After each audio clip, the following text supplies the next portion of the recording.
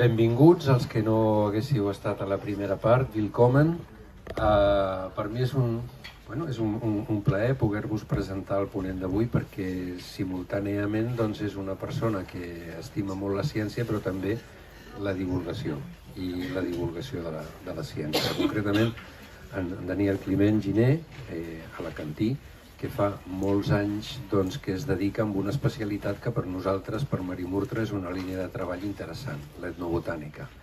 L'etnobotànica, per fer una definició d'aquelles fàcils però que tothom pilla, és l'estudi de la relació entre les persones i les plantes, o quina relació tenim amb les plantes.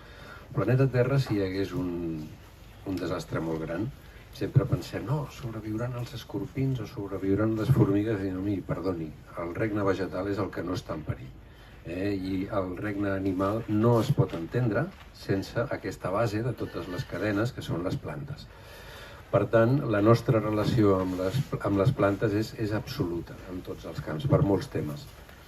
Bé, ell de formació és químic, però amb aquest interès que té per totes les coses de la natura, no ens parlarà només d'aquesta vessant, i espero que gaudiu, segur que gaudireu d'aquesta presentació. Moltíssimes gràcies per estar avui amb nosaltres.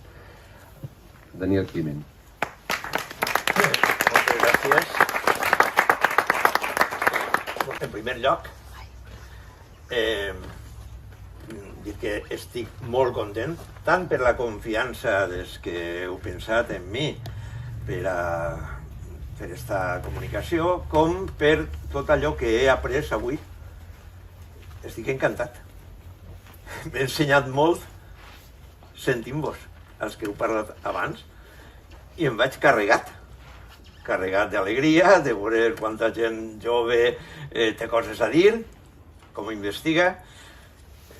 Com diu un bon amic meu, Bernat Agut, diu, jo m'he jubilat, perquè estic jubilat, d'ensenyar, de manera arreglada almenys, però no m'he jubilat d'aprendre.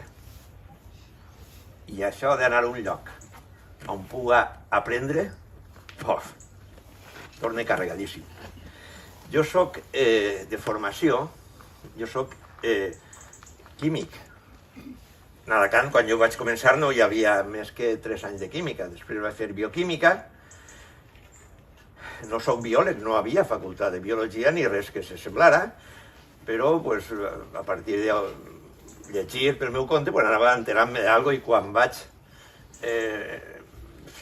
començar a fer de professor de ciències naturals, que es deia, en la idea eixa d'anar amb els alumnes i ir al camp, perquè les ciències de la natura, al meu entendre, no havia de ser només aprendre-lo d'un llibre, recitar-ho i fer com que sabies alguna cosa perquè repeties, i dir, doncs anem al camp. Però quin error tan tremendo.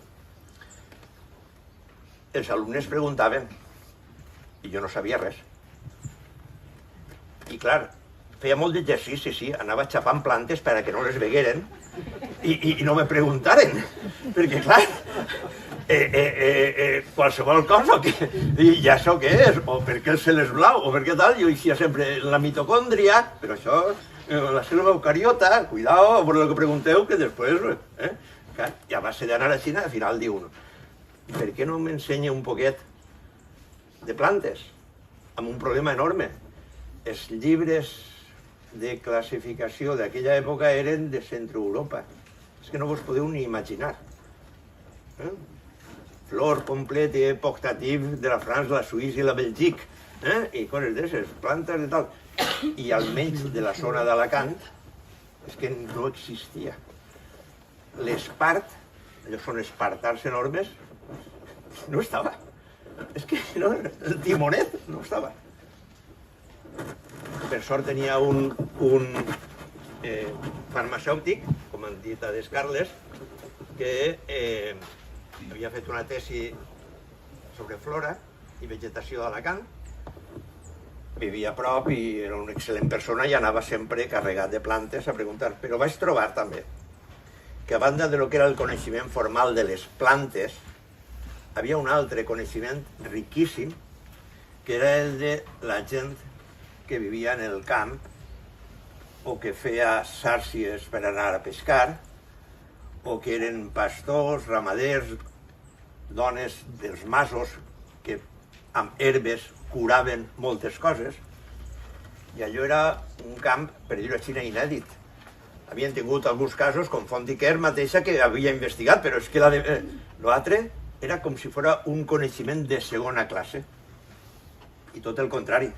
Era un coneixement vastíssim, riquíssim, interessantíssim, i en això que vaig dir, bé, anem a preguntar, i resultava que, a més, això tenia molt bona entrada amb els alumnes, en els que, contant anècdotes, contant usos, de repent veies com començaven a brillar-li els ulls als adolescents als quals pretenies que s'interessaren per les ciències. I això va ser l'inici d'una cosa que després vaig saber que se li deia etnobotànica, i dic, mira que bé, ja té nom i tot, perquè abans era dispers i la gent a voltes amb temor diu, bueno, aquí això li diem, però potser es diu d'una altra manera. No, el que m'interessa és com li diuen aquí. I què fa vostè amb la planta? Després ja veuré jo com se li diu en llenguatge tècnic, científic o el que siga, i quan vostè em diu que aquesta planta serveix per a curar un constipat o una conjuntivitis i s'ha de posar en infusió i s'ha de resar un Pare Nostre, jo el que faig és preguntar-li, i com resa vostè el Pare Nostre? O com resa vostè el Credo? Perquè a voltes els ritmes, el que t'estaven dient no era una cosa màgico-religiosa, estaven dient un temps. I tu el que anaves era el cronòmetre. I veies, o sigui, transferies coneixement popular a coneixement científic que després poguera ser validat. D'alguna manera, el bastir ponts. I no únicament en el coneixement popular, sinó quan després anaves i veies o bé rituals, o bé maneres de fer, o bé quadres en la pintura, o bé cançons, o bé tot aquest món, anaves veient que parlaven de plantes i diuen, i per què aquesta planta està en aquest context? Doncs bé, avui vaig a intentar parlar del cas d'una planta en la que figura en moltes obres d'art i veure si té una explicació científica. La seva presència. Vull dir, en el cas d'una planta medicinal, sí que podem entendre fàcilment que els components, els principis actius, són els que ens indiquen el per què s'usa per a una dermatitis. En el cas de plantes alimentàries, el mateix.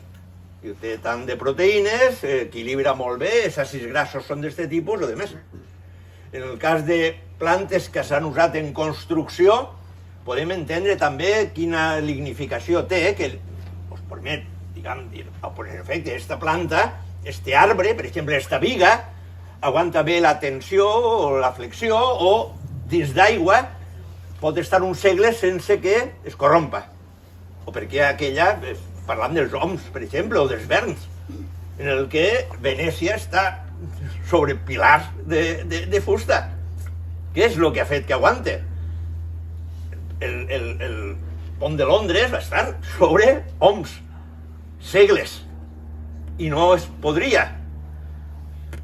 Tot això busques i els aspectes físics i químics pots anar a per ells i saltar. Ara ho entenc. Què passa en el món simbòlic? Això ja és més difícil. Per què la gent ha interpretat que determinada planta, diguem, t'eleva, te du, te porta a un altre món en el que la transmissió del símbol a través de religions, de cultures, és més difícil d'explicar. Haurem de renunciar a l'explicació, a la base fisicoquímica, en alguns casos no necessàriament, i posaré el de la magrana. O com nosaltres li diem, a voltes se m'escaparà, li diem mangrana, allà pel sud, soc del profund sud, però la magrana.